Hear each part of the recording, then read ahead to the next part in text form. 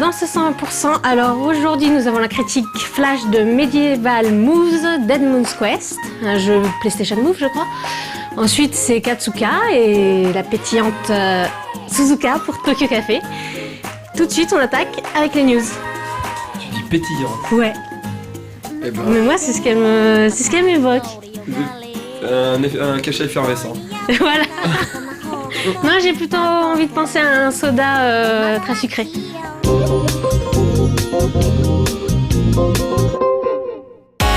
2012 arrive à grands pas. À l'occasion de cette fin d'année, Sega nous a conviés à une présentation privée dans laquelle nous avons pu tester une poignée de leurs prochains titres. En effet, dès le début de l'année prochaine, les créateurs de Sonic seront aussi bien présents sur 3DS que sur Vita, avec le retour de leurs quelques séries phares, mais aussi avec l'arrivée de nouveaux venus. Et on commence ces news avec les prochaines sorties sur 3DS. Déjà disponible sur Wii, Mario et Sonic aux Jeux Olympiques de Londres devraient débarquer sur 3DS en février prochain. Première différence avec sa version de salon, les jeux présents ne sont pas tout à fait les mêmes. On retrouve certes quelques incontournables comme le 100 mètres ou le badminton, mais cet épisode 3DS accueille plusieurs exclusivités. Mario et ses compères peuvent désormais s'affronter sur le tatami en s'adonnant au judo ou se balader dans Londres lors de l'épreuve de marche. Les jeux présents sur Wii ont aussi été retravaillés, voire totalement refaits pour convenir à la 3DS. Le party game de Mario et Sonic semble en effet bien mieux convenir à un usage nomade. Plus court, plus simple et nettement mieux cadencé que sur Wii, les mini-jeux se rapprochent plus de ceux d'un WarioWare, et c'est tant mieux. Cette version 3DS s'avère bien plus prenante et fun que sa consoeur, qui, on le rappelle, ne nous avait pas vraiment convaincus. Il faudra donc attendre le mois de février pour se faire un avis définitif. On vous avait déjà parlé de Crushed, le jeu de plateforme rappelant Paper Mario, ou Crush premier du nom si vous préférez. Les deux jeux sont effectivement similaires dans la mesure où il vous faudra jouer sur les perspectives pour résoudre des puzzles. Le héros a en effet le pouvoir d'aplatir son environnement, ce qui lui permet de franchir des fossés trop lointains avant. Un concept un peu compliqué à expliquer avec des mots, on vous laisse donc le soin de regarder les images qui suivent pour le comprendre. En tout cas, les possibilités de level design qu'offre le jeu sont tout simplement énormes, et nul doute qu'il vous faudra faire fonctionner vos méninges pour résoudre ces énigmes. Sortie prévue le 17 février. Après Samba de Amigo, Sega revient en musique avec Rhythm Thief. Jeu de rythme comme son nom le laisse supposer, Rhythm Thief vous mettra dans la peau de Phantom Air, sorte de fusion inattendue entre Arsène Lupin et Michael Jackson. Il vous faudra en effet mettre la main sur des trésors et échapper à la police tout en gardant la cadence. L'aventure est déclinée en une série de mini-games mettant à profit les fonctions de la 3DS. Stylet, gyroscopie ou bouton, tout est mis à contribution pour vous faire bouger, sauter et danser en rythme à travers une multitude de jeux musicaux plutôt sympathiques et bougrement addictifs. Un jeu à suivre de près donc, on espère juste que les petits couacs observés lors de la présentation, comme sa traduction un peu imprécise, seront corrigés à sa sortie, qui est prévue pour le premier trimestre de l'année prochaine.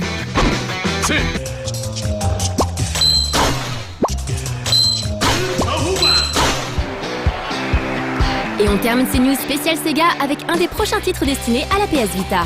La future console portable de Sony accueillera en effet deux de ses licences les plus populaires, Virtua Tennis et Super Monkey Ball. Ce dernier fera d'ailleurs l'objet d'un reportage dans les jours à venir.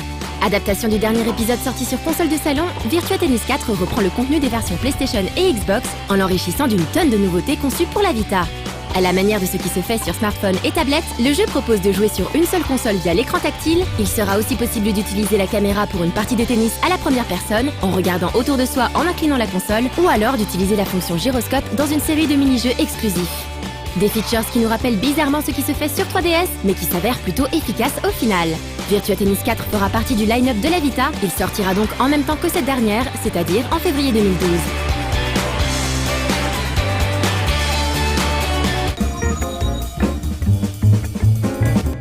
Alors ça va être Noël, c'est ça? Ouais, Noël et les éditeurs là qui se donnent à fond pour nous vendre leurs jeux et qui nous sortent des éditions collector, limitées ou luxueuses, tout ça pour nous faire acheter. Et puis moi, comme une grande faiblarde, je craque et j'achète tout ça. Et je collectionne les grosses boîtes qui commencent à prendre un espace pas possible dans ma petite chambre. J'ai à peine l'espace pour accéder à mon lit et à mon PC. Donc je ne vous remercie pas les éditeurs qui prenaient tant de place chez moi. Par contre, je remercie les éditeurs du jeu qui va suivre, à savoir Medieval Moves Dead Moon's Quest, qui lui ne sortira pas en collector. Enfin, je l'espère.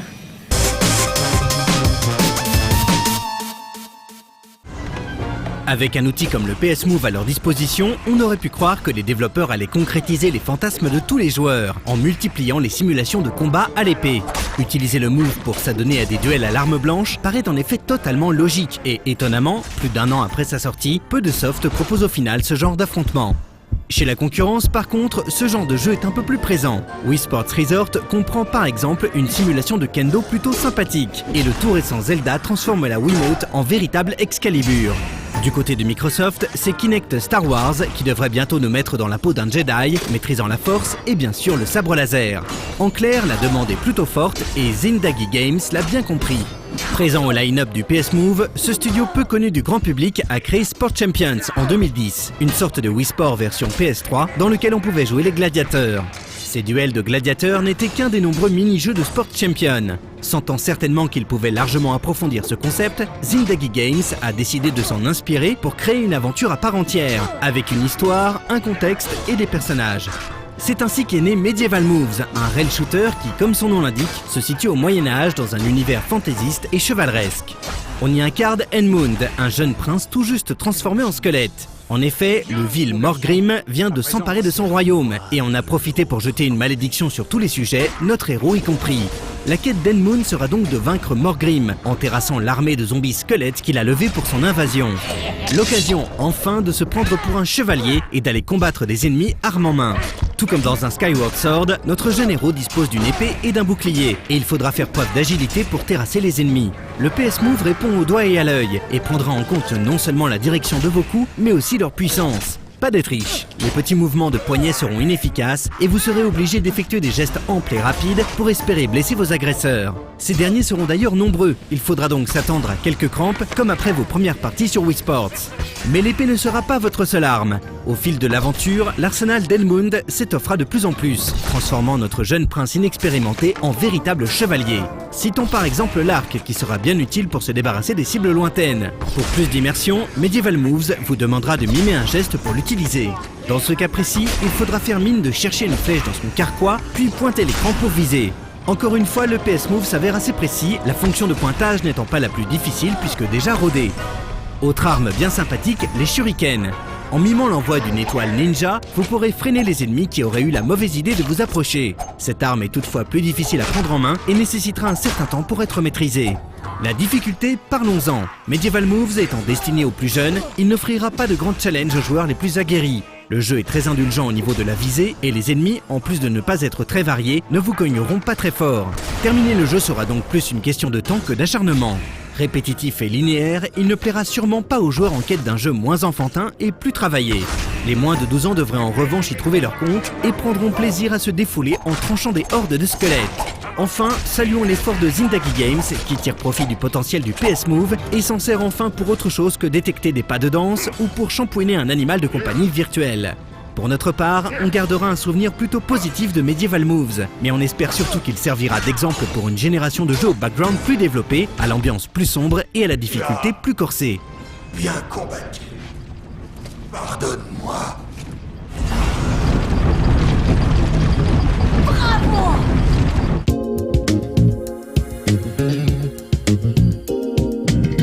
Mais alors, ok, tu craques pour acheter des collecteurs, mais pourquoi tu craques? Ah bah bien souvent c'est le contenu, surtout quand il y a un artbook, quand il y a une figurine, mais ça c'est quand on a de la chance, parce que c'est pas toujours le cas. Parfois c'est du simple DLC avec une petite fiche et un code, ou un steelbook à la rigueur, mais bon. Des fois même, c'est les mecs qui font des livrets, et c'est leur patron qui leur a dit de faire un livret. Et les gars ils sont allés chercher sur internet des trucs, ils ont copié-collé et ils disent avec un livret de 120 pages à l'intérieur. et des fois il y a des trucs qui sont fous. Je le sais, j'ai travaillé dans le milieu. Non, ce qu'on peut regretter c'est qu'ils sont pas toujours très clairs sur la quantité ou sur la qualité du contenu. Donc des fois quand on déballe, surprise, c'est pas ce qu'on attendait. Alors on verra ça juste après Katsuka.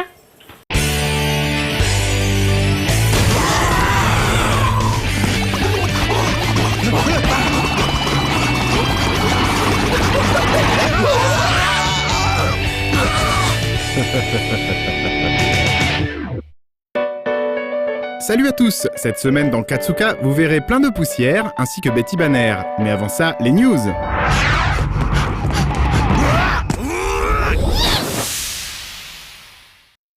Le Festival national du film d'animation s'ouvre aujourd'hui et jusqu'au 13 décembre à Bru, près de Rennes.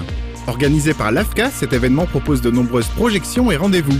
Compétitions de courts-métrages et films étudiants, longs-métrages, expositions, séances de making-of, ateliers et même un programme spécial Katsuka. Le festival m'a en effet accordé une carte blanche nommée Les Pépites du Web qui sera projetée ce samedi 10 et mardi 13 décembre. L'occasion de voir en salle plein de films qui passent rarement en festival, dont pas mal de coups de cœur déjà diffusés dans l'émission.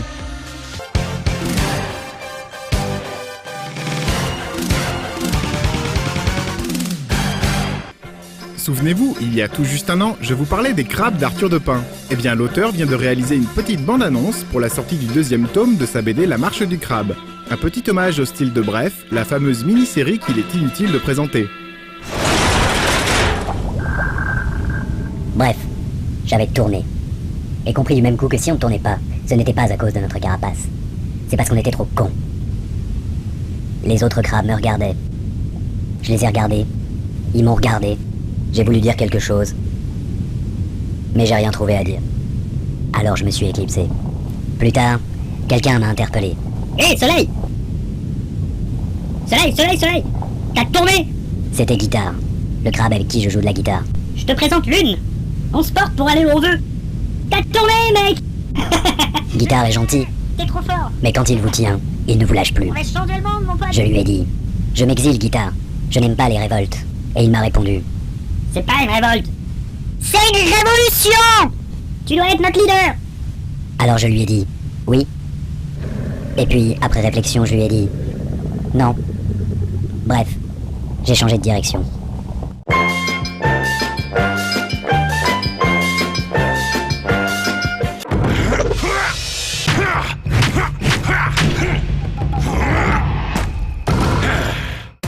House of Cool est un sympathique petit studio canadien créé par Ricardo Curtis et Wesley Louis. Ils ne sont pas très connus, mais réalisent pourtant de chouettes pubs et tentent de développer leurs projets solo. Parmi eux, Betty Banner Party Planner, série jeunesse en devenir. L'histoire d'une adolescente experte dans l'organisation de festivités pour clients très spéciaux, comme par exemple un vampire qui fêterait son 300e anniversaire. Mais ce sera sans compter les méchants de Partico qui voient d'un très mauvais œil le succès et la concurrence de Betty. A noter que Carl Brunker, le créateur de ce projet, réalise actuellement un long métrage nommé Escape from Planet Earth.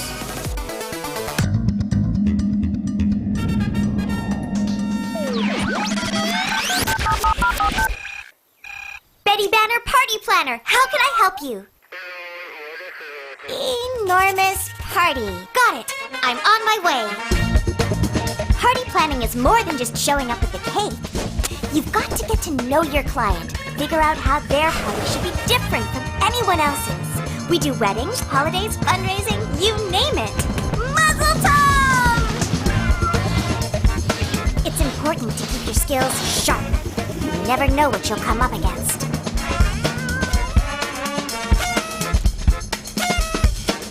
Not everybody's happy about me doing parties, though.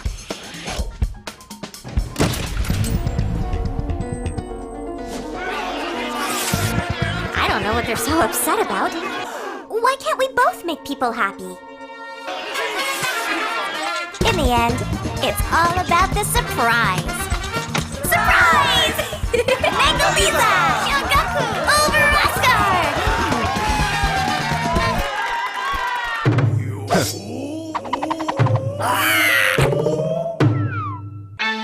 J'aime l'animation pour les possibilités quasi infinies qu'elle offre, notamment dans le fait de pouvoir donner vie à n'importe quelle chose. C'est le cas du court-métrage étudiant Poussière, réalisé à l'AMCA par Vic Shun, Leila Kadoura et Nicolas Huguen. Une petite histoire poétique qui réconciliera peut-être les maniaques et les flemmards du ménage.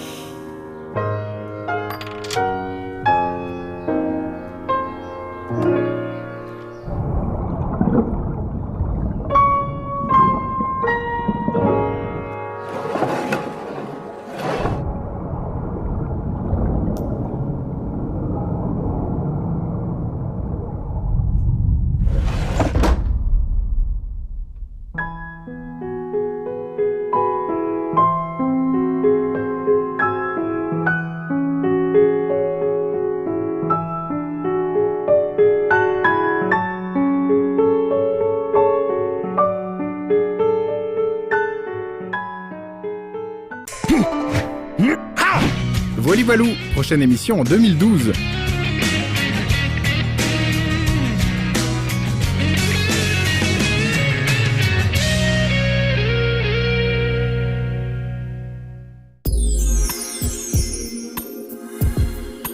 Les quantités des collectors qui sont pas toujours très bien annoncées et qui du coup donnent des situations assez loufoques. Comme par exemple un collector soi-disant hyper rare qui est bradé au bout d'un mois dans les boutiques et qui revient même parfois moins cher que l'édition normale. D'ailleurs ça me rappelle le cas dont tu m'as parlé, Alex, qui était complètement fou, où le collector était bien plus sollicité que l'édition normale. Et du coup, on se retrouvait avec une édition normale rare. Ce qui est complètement foutraque. Et aussi les mecs ils produisent ce qu'ils vendent. Et donc si le collector se vend plus, tu produis plus de collector. Et l'édition normale, devient collector. C'est fou, hein? C'est le Pokémon pas shiny qui devient shiny.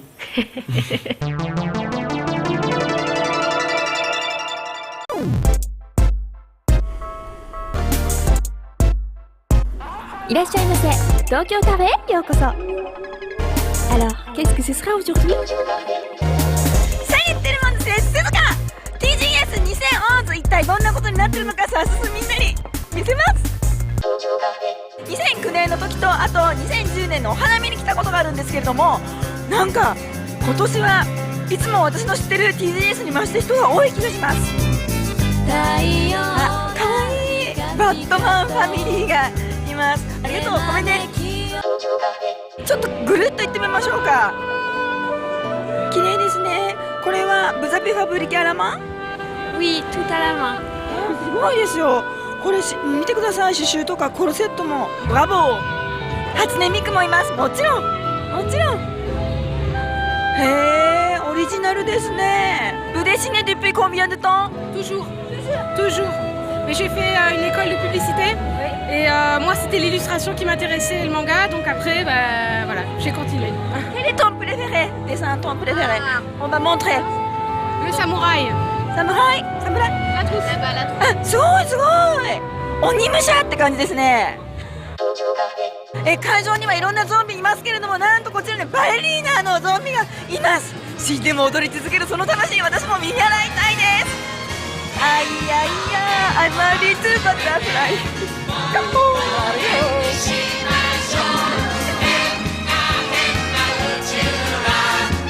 突撃チェック。なちゃんどうですか、フランスのファンにまた会えて。とっても嬉しいですね。盛り上げます。マインクラフトのコスプレです。Il fait très très chaud pour le moment là-dedans. Et sinon c'est vraiment un super show, je regrette vraiment pas ce que j'ai fait. はい、中はグッディーズ売ってますね。この辺はね、ジャパンエキスポだったりパリ漫画だったり、みんなはね多分ソントルの方に行かないと買えないと思ってたものも TGS に来れば買えちゃいます。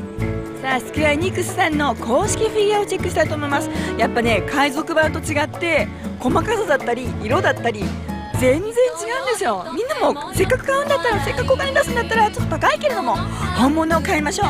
なんか最近女の子向けのね商品もいっぱいになってきましたよね。みんなの大好きなカピバラさんもいます。これは鈴がチェック。日本で作られた僕の仲間が羨ましいよ。僕の顔は変だよ。おータンタンタタンタンタタンタンタタン。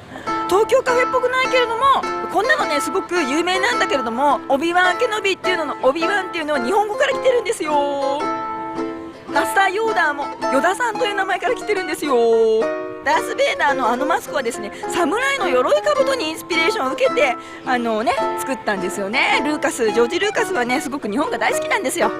みんなのようにね。そしてデススターは日の丸からインスピレーションしてたら面白いかな。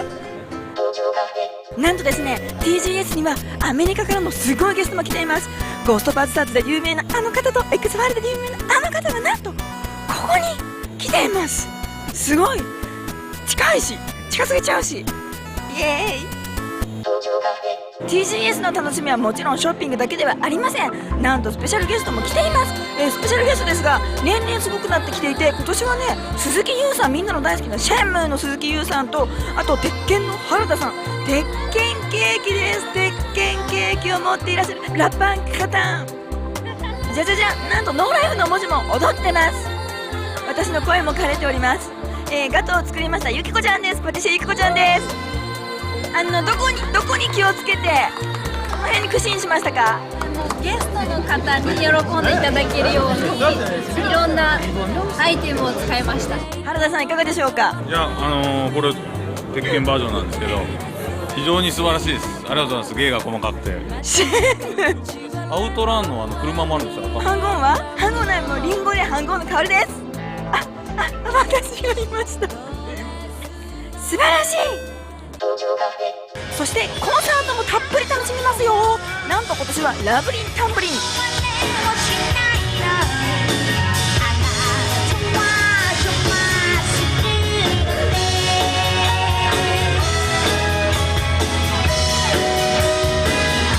そして我らがなっちゃん。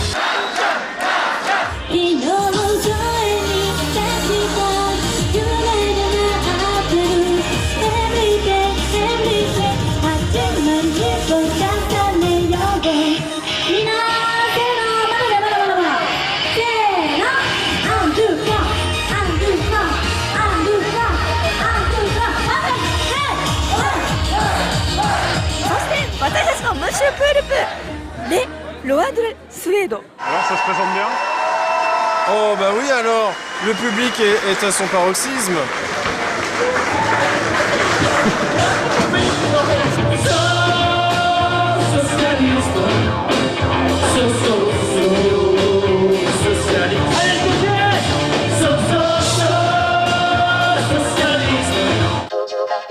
Alors cette année On est content. On est très content, beaucoup de monde, plus que l'année dernière. Et voilà, bon, des invités qui sont très nombreux. Vraiment, on passe un bon moment. Est-ce qu'on a encore évolué? Encore un petit peu. Parce que l'année prochaine, c'est toi qui viens en cosplay et qui fait la présentation du cosplay. Waouh! Pourquoi pas? TGS みんなもぜひトゥールーズに遊びに来てください。私も来年も参加したいな。ブブネッカンブブレー。来年こそ声からさないぞ。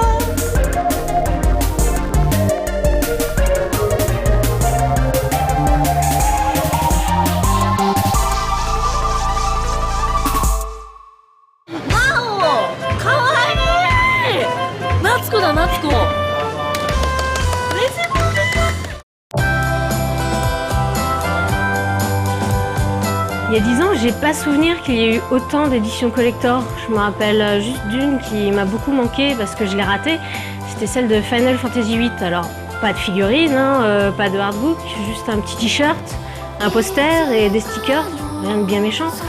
Et pourtant, cette édition collector est réellement rare et je regrette tellement de l'avoir ratée que du coup, je me demande si je me rue pas sur les collectors actuels de peur de la rater de la même manière. Donc j'espère que tout de même vos sapins seront agrémentés de belles éditions collector et vraiment rares. Et sur ce, je vous dis à la prochaine.